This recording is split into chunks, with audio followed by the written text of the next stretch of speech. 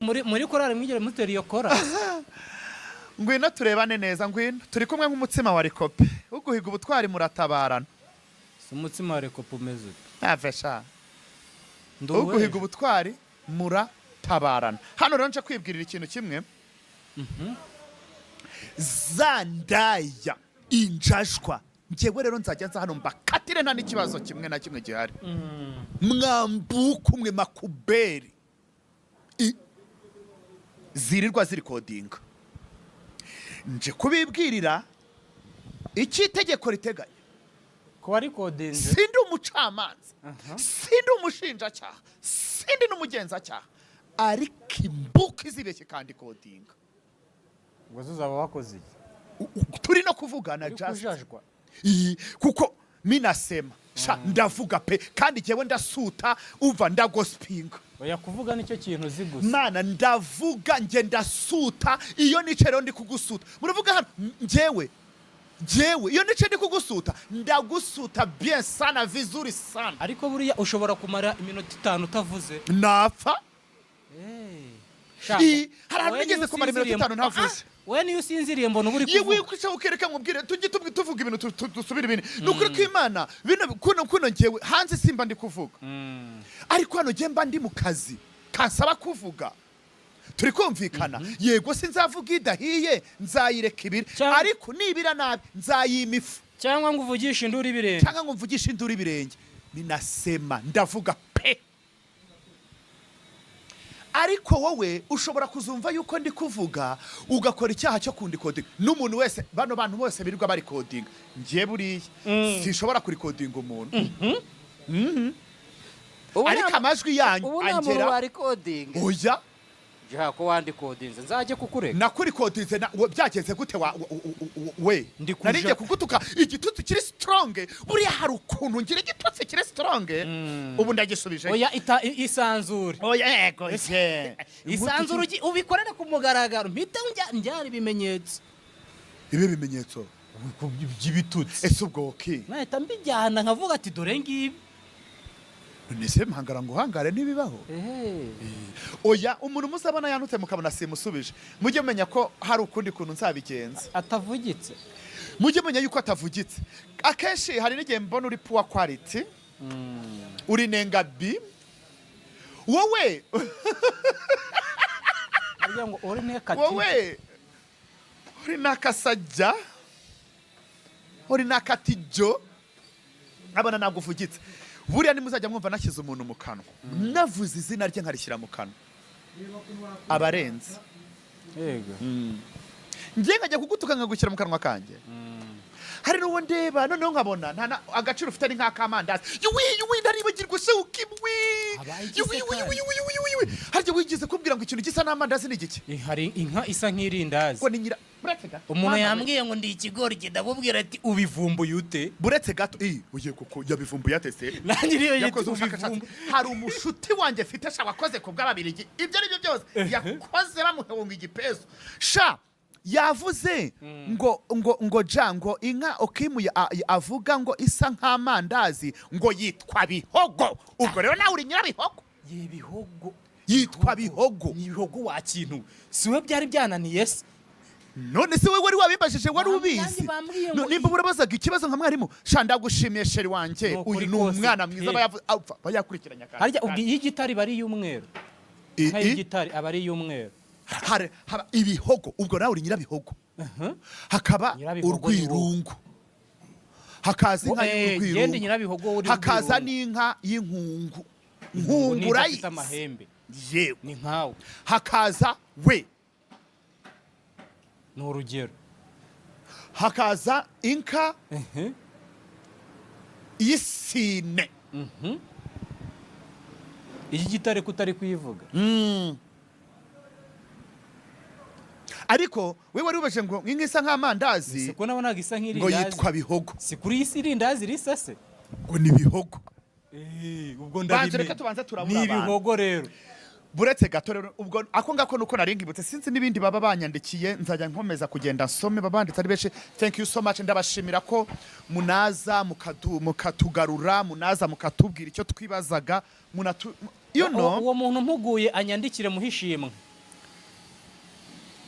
nyabusasura budashinga ngo urabyina uramuha iki ko ari umudiyasipora w'umukire ufite amafaranga ajojo nambabariye nari inkozi kosa ni umukire aho nari inkozi kosa nambabariye nakubwe vuga ngo nta jana ryanga murindi ntaryo akeneye Yesu Kristo umwami w'abami ni umukire iryanjye ryavuga ndagasa ubundi se ukiwe ujye utanga amafaranga abanyahabara si babizi se ko nyaba ubu ugiye kuvuga ngo indaye gute se ngiye ntanga amafaranga cyane buri n'ubu hano twicaye ubu ugiye ibigiye kuguha umupuri okay hari undi muntu ushobora gufata amafaranga ukayamuha cyokora wabaye ejo bundi wanguriye ntuzenye utuboro twa sisa sisa sisa 800 tugura 300 hano mu muntu uzenya kamwe ako twari benshi wabonye amafaranga natanze kuntu yanganaga watanze angahe okay so yazi oya yavuga ntago nyavuze urayazi facture si nyifite mwumve nimba yarangura utuntu twasisa twari batatu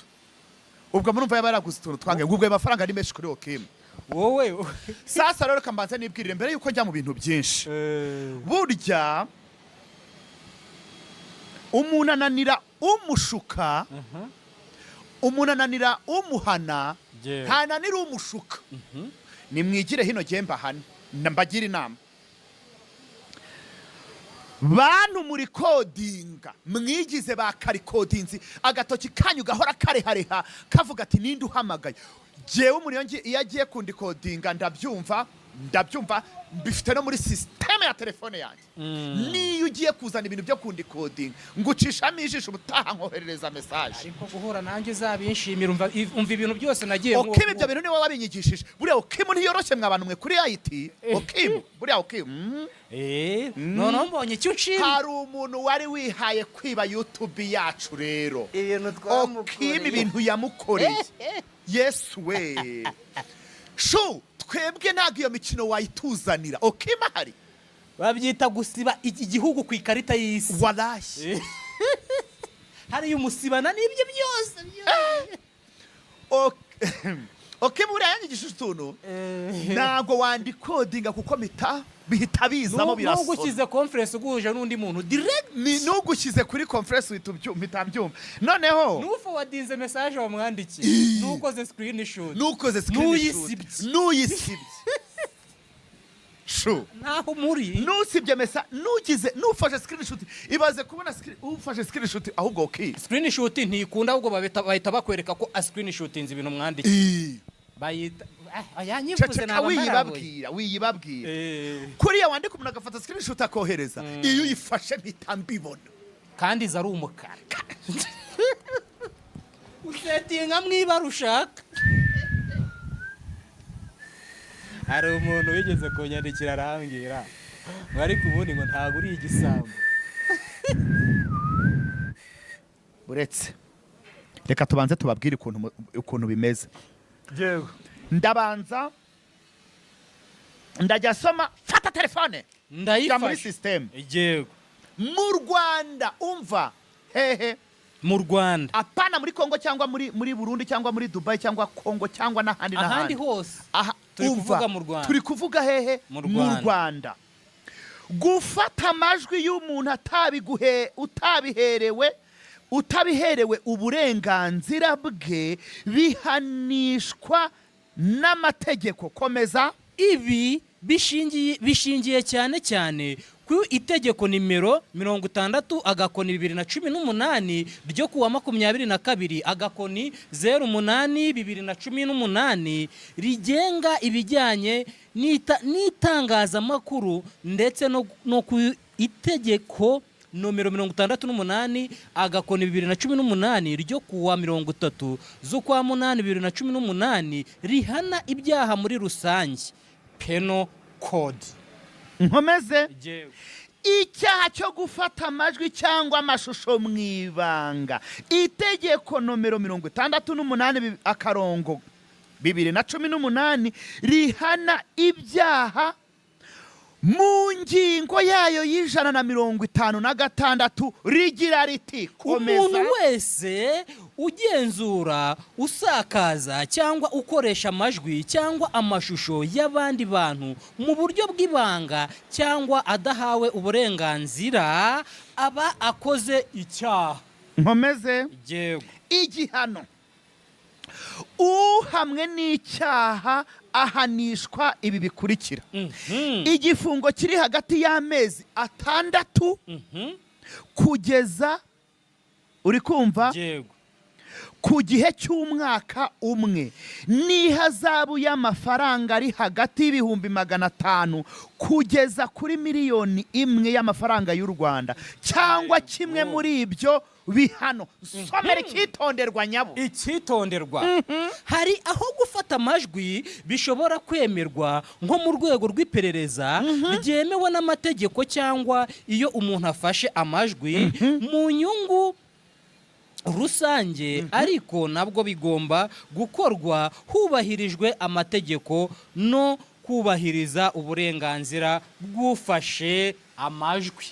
Komeza kuri muri make rero tutaragera hano kuri muri make mwandaya mwirirwa muri kodinga mutabiherewe uburenganzira n'ubu na bumwe habuye abafashe nta n'urwe mwandemwe mukora mu ruhe rwego. Ndi kubwira abantu muri kodinga mukora mu ruhe rwego barikorera mwegura bikorera ku giti cyanyu kandi na hano iyo yafashe kubera inyungu rusange uri kumva bisaba yuko biripotinga ku buryo baguprotectinga nk'umuntu watanze ayo makuru urugero rutari kure yego rutari kure tutarajya muri make turaje tubijyemo muri uze kunyibutsa ati urugero rutari kure dukomeze muri make gufata amajwi y'umuntu atabizi cyangwa atabyemeye ni icyaha mu Rwanda. Ubwo rero reka nkwereke telefone niwe wayiguriye ariko nta burenganzira ufite bwo gufata amajwi umuntu hano ndi kubarabura. Nk'ubu umuntu witwa Keza Teriski yagiye gufata amajwi Kimenyi yabitumwe nande? Ashakaga ibimenyetso. Yabitumwe nande? Nese se wabonye? Yasubiza. Se wabonye aho yabishyize se? Hari icyo utabonye se? Utabonye ushaka nkwereka niki? Mbe muriho. Muraho murakoma murakagera Imana. Gufata amajwi y'umuntu atabizi cyangwa atabyemeye ni icyaha mu Rwanda. Yego. Kandi ugikekwaho ashobora gukurikiranwa n'ubutabera. Ni ngombwa buri gihe gusaba uruhushya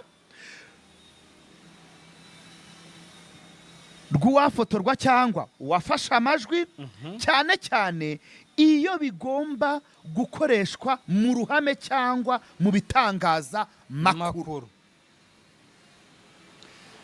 Mwakire uko itegeko ribiteganya. Vuga ngo tubishimiye umutekano. Toceceka kuyobore. Mwakire uko itegeko rivuga. Baravuga ngo tubishimiye umushinga amategeko. Tubishimiye umushinga amategeko. Kangusubiriremo. Yego. Ni mwakire uko itegeko rivuga. Tubishimiye umushinga amategeko. None ndashaka kubabaza. Hano mu Rwanda bamwe na bamwe musigaye mwarishingiye amategeko yanyu yihariye twese atatureba. Bafite inzego zabo. Bakuye hehe? Baba bajyanye mwayo aya majwi yafashwe. Ese umva bibe nakabarore. Aya majwi ni hataba kwiyama bano bantu bafata amajwi. Mu bibabaze. Mu buryo bumwe cyangwa ubundi. Kuko ndi kwibaza hano ndi kwibaza nk'amajwi turi kumva muri iyi mihanda mwayatumwe nande? Musige mufite urwego rwanyu. Ntiwabonye aho byagiye se? Abayabatumye. Sawa. Mwebwe mwayatumwe n'uruhe rwego? Bajye kunga umuryango cyangwa gusenya umuryango. Ubwo nawe se wavuze ngo hari ukuntu mvugira ikintu nawe mvugiye ikintu kabisa. Hanyuma rero oya ngo burango nuko wubaka. Hanyuma rero buriya ntureba ni urugero utari kure. Nk'urugero nk'uyu muntu wafashe amajwi mu nyungu rusange. Urareba nk'uriya muntu bivugwa ko ari uri mu mahugurwa bagahabwa amakode yo bahugurwa ngo ku gitabo n'ibiki ariko bagamije gukuraho ubutegetsi buriho mu Rwanda. Ubwo nitwinje muri biriya byabatewe ntuzenya Ingabire Victoire n'abari abantu bari mu rubanza rumurumva ko baruhuje. Uriya muntu wavuyemo yari ari mu mahugurwa nawe ariko uko yasanze intego y'amahugurwa itari nziza, nk'urugero rutari kure, keza cyangwa cyeza nakimenye, ninde wahaye indi burenganzira bwo kurikodinga? ntago nari impari ngo ndamenye uwo ari we. n'abandi mwese murarikodinga, benshi murarikodinga, harimo noneho n'ababa bafite amavideo, kandi sha wakumva ngo wanamenya amakuru ngo Jihad afite video kandi anayifite, kabone niyo naba nyifite, kuko kuyigira siko kuyishyira hanze, uri kumva, wakumva ngo Jihad afite video, bikaba ibibazo, barandarira ngo bigende bitize kugira ngo bamenye yuko iyo video nyifite. Turi kumvikana mu kuri kw'Imana, ayo majwi ubuyafata arayiye. Cyokora ngiye nsanze ahantu harimo nk'ibi ngibi uko biteganya umushinga amategeko yabivuze, nkabona ni ikintu nyine mu nyungu rusange, nabwo nkayafata simite nyashyira hanze, nkagenda kuba bishinzwe nkababwira ariko aya majwi nafashe mwe murayumva gute ko nge nashatse nayumvise gutya. Bo bakaba bafite ukuntu babigera, kuko abantu bizi ibintu by'amategeko baba babizi cyane, by'umwihariko nk'abacamanza bo baba bazi n'inyito babiha. Aha mwabibonye ko atari ugupfa kuri kodinga, mfite uburenganzira bwo kuvuga, sibyo? ariko ntufite ubwo kuri kodinga, ntabwo ntufite ubwo kundi kodinga, ariko nanone ibyo ndi kuvuga nanone muri ubwo burenganzira ni ibiki? Simbe bavugirije nka kwa kundi umuntu ashobora kujya kwimena inda ukaba igisiga cy'urwara rurerure. Ese ibyo ndi kuvuga biraho? Ntabwo hari n'igihe umuntu ashobora kuvuga ibintu bitagize ikintu bitwaye, ariko nanone faire attention, nimba nanone wabirikodinze kuza kubisakaza bigize icyaha. Kubirikodinga si ikibazo, rikodinga rwose. Wenda urashaka gukomeza kujya wiyibutsa kumva cyangwa kugira gute kugira ngo uze gusubiza inyuma wumva, nubwo uriya muntu atabiguhereye uburenganzira, ariko wibishyira hanze, kuko biba icyaha iyo byamaze kumenyekana ko byagiye hanze. Kuko nanjye ushobora gusanga nshobora kurikodinga umuntu, ushobora kujya gufata inkuru ahantu ukarikodinga, sibyo? Yego. Ariko ntabimusabye bigize icyaha, ariko ngerageje kubyiba, ni urugero, nta burenganzira afite bwo kubishyira hanze.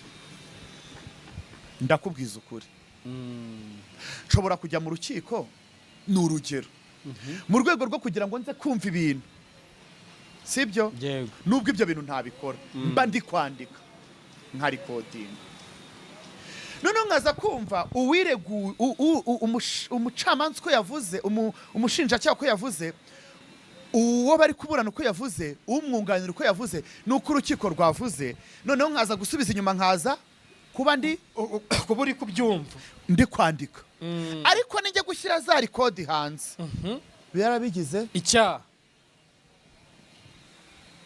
Bantu rero bakarikodinzi, ni mwebwe ndi kubwira, musigeho, dore muzahura n'itegeko. Ushobora gufungwa amezi 6 cyangwa ugatanga ihazabu, kimwe muri ibyo, kimwe muri ibyo. Kiba kimwe muri ibyo, byagenze ute? Uhitamo iyo icyaha cyaguhamye, nyine uhitamo ukavuga ati ndakora iki. Ushobora kubisaba urukiko rukabisuzuma, cyangwa urukiko rukaza rukavuga ati ruti, aho kugira ngo rugufate rugende, dore hari n'ubucucike mu magereza, uri kumva, cyangwa mu magororero, ukavuga tutereho kugira ngo tumufunge amezi 6 natanga aya mafaranga, bakakureka ukagenda, icyaha iyo cyagwa, cyangwa bakavuga ngo bugiye amafaranga, ikirano kikaba kivuyeho cy'amafaranga. Mbega ni kimwe muri ibyo. Ubwo umucamanza, kuko umushinga amategeko nibyo yateganyije hano, ariko umucamanza niwe uhitamo. None se niwabonye ikikwereka yuko umucamanza ari uhitamo, meya madamu we yanditse ibaruwa, uzanye wa mu meya amuha imbabazi, yego, birasuzumwe, umushingaamategeko yarabiteganyije birasuzumwa. Noneho umucamanza aravuga ngo nubwo bidakuyeho ko tutabikurikirana kandi n'ubushinjacyaha bwavuze ko nta nyungu bufite muri uru rubanza, ariko mu nyungu z'ubutabera nahita afungurwa iki cyemezo kikimara gusoma. Hanyuma Murava yandika ibaruwa aho imbabazi Gafaranga umugabo we, urumva yego, umucamanza arangije aravuga ngo nubwo umushingaamategeko hano yabiteganyije ntibikuyeho yuko, urumva, yego, wenda n'ukuri ari uwo ku Kicukiro undi ari uw'inyamata, ariko isomo ni rimwe n'igitabo bafite ni kimwe cy'amategeko. Mu bushishozi aravuga ati nubwo wamuhaye imbabazi n'abafunzwe iminsi 30 y'iki y'agateganyo, bari bari kuburana ku mpamvu zikomeye, ejo bundi azaza kuburana kuki ku bimenyetso nabwo kandi bazasuzuma nanone bazongera bagarure ati nubwo urukiko rwa mbere rwavuze gutya, turagarutse tuzanye ino baruwa madamu wa Gafaranga yagize gute, ashobora kuyireba akavuga yego dushingiye